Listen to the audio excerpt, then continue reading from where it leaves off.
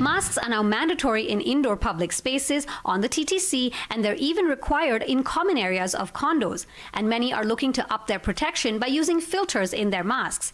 But are they necessary and, more importantly, effective? Toronto's Associate Medical Officer of Health explains. We're not recommending filters per se. No, not at all. I think what we're recommending is a cloth mask with 2 layers or more.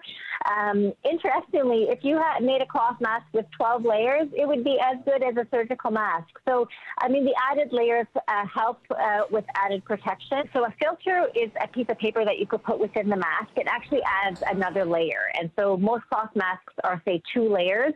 If you put a piece of paper like a filter, it would make it a 3-layer cloth mask, which could provide added protection. If it's difficult for you to breathe with that filter, I would not use it then. And there's no one recommendation for one kind of filter over another. If you do use a filter, make sure that it is breathable. And same with the material that you use for the cloth mask, that it is breathable material. There are masks that have an expiration valve, and they're being said to be masks that are easier to tolerate.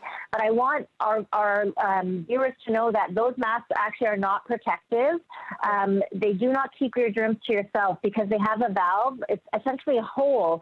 So when you breathe out, your air can go out through that hole, and you can release your respiratory droplets into the air to others. But what about if you put a filter in one of those masks? The filter will not be strong enough to get rid of the droplets.